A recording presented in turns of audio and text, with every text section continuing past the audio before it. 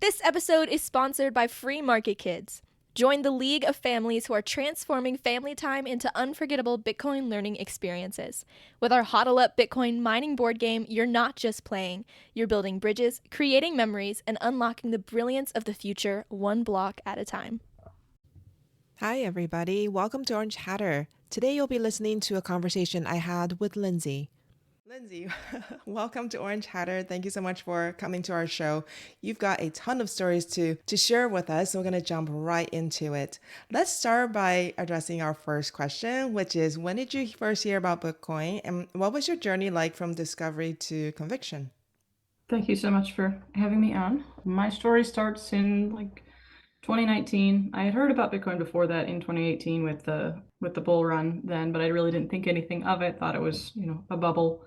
And then in 2019, and I was really interested in reading about China and Henry Kissinger and stuff like that at the time. And somehow I happened upon Bitcoin again. And I don't know, I got sucked into the altcoin world for a couple months, but things started to kind of click with me that there was something different about Bitcoin than the others. So many of them have, what are called pre-mines, where the owner, the inventor kind of releases a whole bunch of their coins to their friends and keeps them for themselves, and then they do a sale to the public, and then they can kind of dump their holdings on the public. That's really, really common with altcoins, and I realized that Bitcoin didn't have that capability. And the other thing about it is that a lot of those altcoins had paid advertising in groups that were kind of advocating them, and Bitcoin didn't have any of that. All of the marketing seemed to be people who didn't have anything to gain from it, and I thought that kind of was a vouching for its merit, I guess. And from there, I mean, there's no real end to the Bitcoin rabbit hole. So I learned about economics and the history of money and what makes something a good money, and why did we ever get off the gold standard in the first place if that was such a good standard. And yeah, I got really, really into it, and I kind of talked some friends and family into learning about it. And ever since, I've just been more and more interested and more impressed by the community that I've experienced growing up around it. Thank you for sharing that. If you can just paint a picture for our audience of your background and where you're located and what it's like in terms of just knowledge about Bitcoin, where closest to where you live. Sure. So I am 29. I live in Midland, Michigan, which is a fairly rural area. There's other than the people that I have personally talked to and kind of gotten started down the path, there's really nobody that I know that's interested in it, or knows anything about it.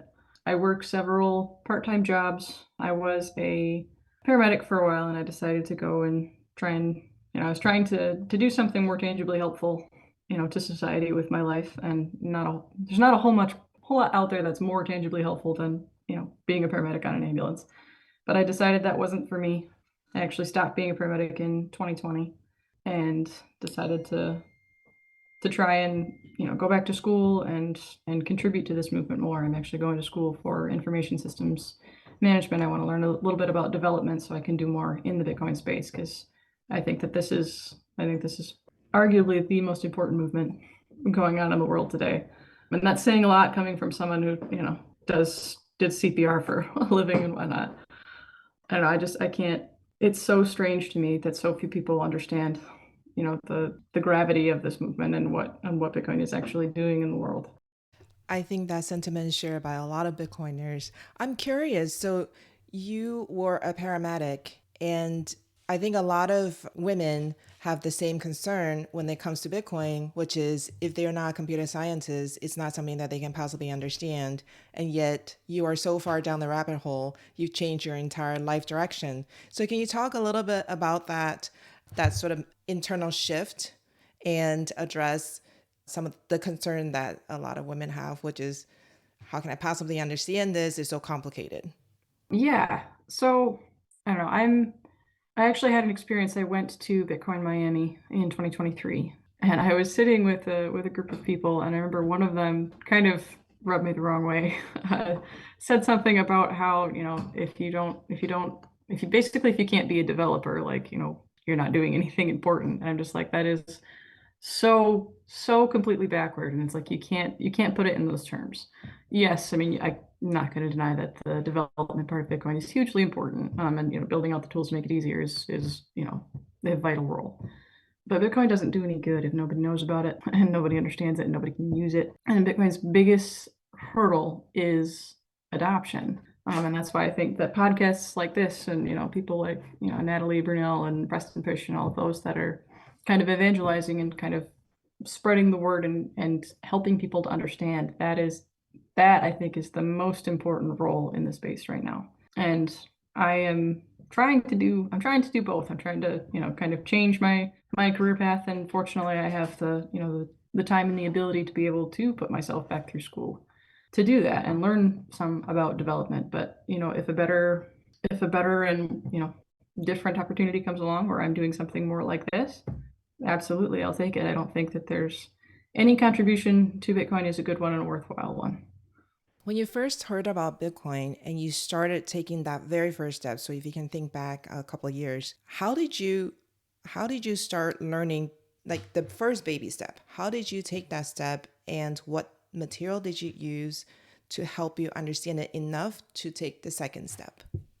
To be honest, I don't I don't really remember all that well what I did first. I know that the concept of inflation was probably the first hurdle that I, kind of tackled, and that made sense to me, because I've always, as someone who's worked a lot of lower wage jobs in her life, inflation's a real thing, and it's like you kind of feel like you're on a treadmill all the time, and it's just, you got to go faster and work harder and put in more hours just to kind of stay in the same place. And I've always felt that, but I never really devoted any mental space to really understanding why that was, and learning about inflation and why it exists, and the times in the past when it hasn't really existed really kind of helped build a framework for me. And that really kind of put it in context and made Bitcoin into something I could relate to, and something that had a real use case for someone like me. So I imagine other people, your age group, your friends and family are feeling the same inflationary pressure. Were you able to discuss this topic with them in the way that you just described? No, I after I had gone down the rabbit hole enough where I felt confident enough to kind of, to breach the topic with other people and, not sound like a, tin hat conspiracy theorist. I was a little more thoughtful in how I approached things. And like with inflation in particular, there's an analogy that I like to use. So if you think of a grocery store owner, just a local grocery store owner who also happens to own some rental properties. This grocery store owner, he has employees, and we'll look at one of those employees in contrast. So you have an employee who works at the grocery store and who happens to live in one of these apartments. If you introduce inflation into that picture, what it does is it's going to raise the prices in the grocery store. It's going to raise the value of, say you own your own home, or you own a rental, or you own a business. The value of all of that goes up.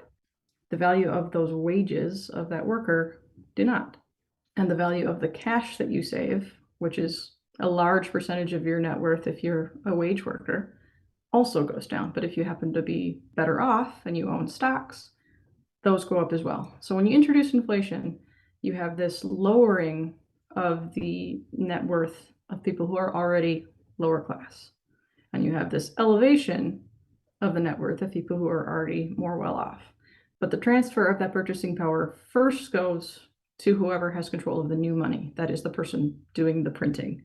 So you have a transfer of the purchasing power of the people in the lower class to first the government, and then the government who does the printing, and then to the person who owns that grocery store, who owns those assets, who owns those homes, rentals, whatever assets that they have. You have a net wealth transfer. And I don't know, kind of putting it into those terms and then kind of relating it to the person that I'm talking about seems to help a lot. Because I mean, in my case, like, I never really thought about the fact that the money in my bank account didn't buy as much as it, doesn't buy as much as it did 2 years ago, even if there's the same dollar amount in there. Because 2 years ago, things were cheaper. Things are more expensive now. But where did that purchasing power go? Like, It went to the person who put that new money in circulation.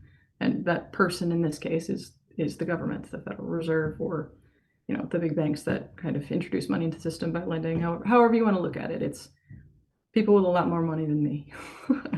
And that's kind of, I don't know, it's an insidious thing because it's not something that very many people understand.